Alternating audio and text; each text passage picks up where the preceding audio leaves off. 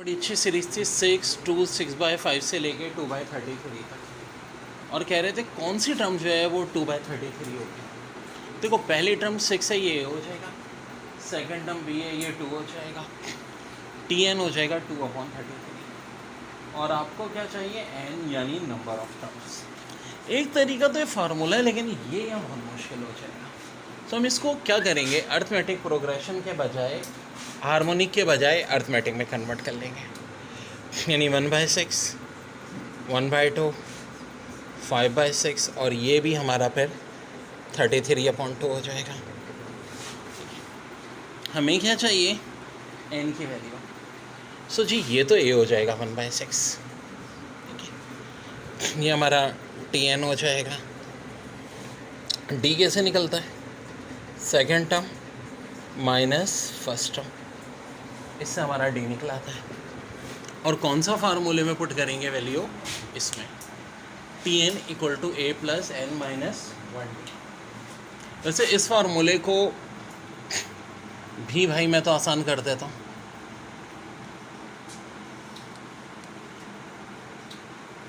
Direct आप ऐसे भी n की वैल्यू निकाल सकते हैं। Tn - a / d + 1, डायरेक्ट क्या आ जाएगी, n की वैल्यू। ठीक है मेरे भाई।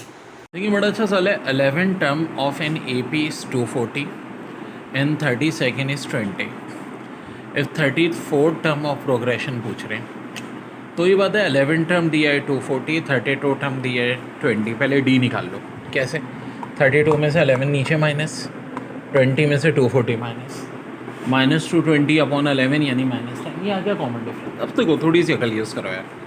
और 32 टर्म जो है वो 20 के बराबर है, और कॉमन डिफरेंस 10 है, तो हर बार 10 सब्ट्रैक्ट होगा। 33rd टर्म क्या हो जाएगी, अब भाई 20 में से 10 माइनस करो, 10। और 34th क्या हो जाएगी, मज़ीद 10 माइनस कर लो। आंसर क्या हो जाएगा, हार्मोनिक प्रोग्रेशन आखिर होती है। देखो 246 एक मखसूस कॉमन डिफरेंस हो, ये कहलाती है अर्थमेटिक प्रोग्रेशन। इसके बरक्स हार्मोनिक प्रोग्रेशन में अर्थमेटिक प्रोग्रेशन का रेसिप्रोकल, यानी HP 246 था, तो अभी 1/2, 1/4, 1/6 हो गया। nth टर्म के लिए फार्मूला होता है इसका AP / B + n - 1 a - b, where a से मुराद फर्स्ट टर्म, b से मुराद सेकेंड टर्म। जैसा कि जम में एक सवाल बहुत आया है कि a दिया था 2/39, b दिया था 2/37 और 20 टर्म पूछी, तो n की जगह हम क्या पुट कर देंगे, 20। अब देखो इस फार्मूले से पुट करके जब निकालोगे तो T20 की वैल्यू 2 आएगी। एक तरीका तो यही है कि आप इससे निकाल लो। दूसरा तरीका क्या हो सकता है, दूसरा तरीका ये हो सकता था कि हम इसको AP में कन्वर्ट कर दें। यानी हमारी फर्स्ट टर्म जो है ये 39/2 हो जाती है, सेकेंड टर्म हमारी क्या हो जाती है 37/2, और फिर हम किसका फार्मूला लगाते, AP का, जो कि होता है Tn = a + n - 1।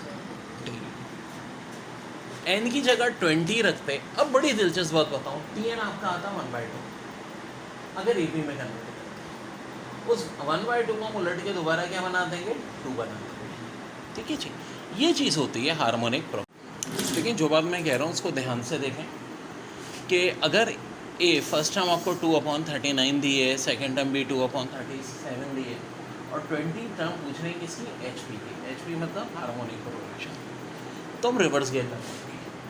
First term तो हो जाएगी हमारी 39/2, सेकेंड टर्म हो जाएगी 37/2। इनको क्या कर देंगे, उलट देंगे। एक तरीका ये भी होता है।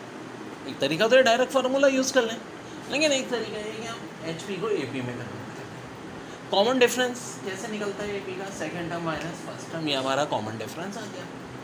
अब जब कॉमन डिफरेंस आ गया, जो कि 1 आ गया, फर्स्ट टर्म हमारी यानी a के बराबर होती है, ये हो गई 39/2, n ऑफ कोर्स 20 लेंगे।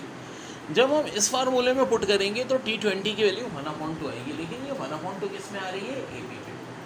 जब इसे HP में कन्वर्ट करेंगे तो 1/2 से आंसर क्या आ जाएगा, 2 आ जाएगा। तो देख लें भाई ये वाला तरीका सही लगे या ये लगे, जो भी आपको। अब देखो बहुत अहम तरीन बात, हार्मोनिक प्रोग्रेशन पक्की जो MCQs आती है कि अगर P8 टर्म बराबर Q के और Q8 टर्म बराबर P, गौर से सुनना, P8 टर्म बराबर Q के, Q8 टर्म बराबर P, तो P + Q टर्म बराबर किसकी हो जाएगी, TP³ / P + Q। T P Q divide by P plus Q, और टी पी इंटू क्यू बराबर किसके हो जाएगी 1 की।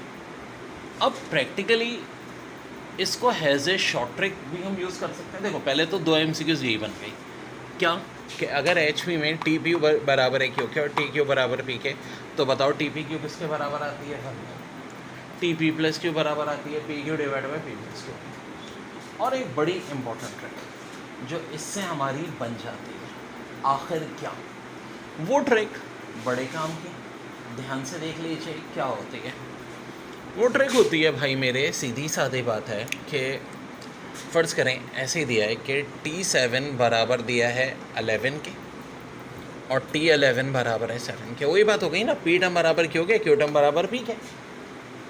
तो इन दोनों का प्रोडक्ट, अच्छा जी 11 और 7 का प्रोडक्ट कितना होता है 77, किसके इक्वल होगा 1 के। ये सवाल आया था पेपर में कि in H P T7 equal to 11, T11 equal to 7, तो T77 किसके इक्वल होगा 1 के। इसी तरह देखो एक और सवाल भी आया था, T21 equal to 10, T10 equal to 21, तो T210 किसके इक्वल होगा।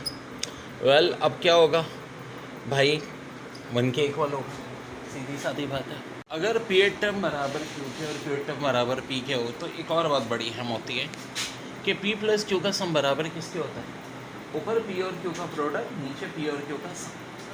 अब यही सवाल इस तरह से भी आया था कि T7 दिया था 11, T11 दिया था 7, और पूछ क्या लिया था T18।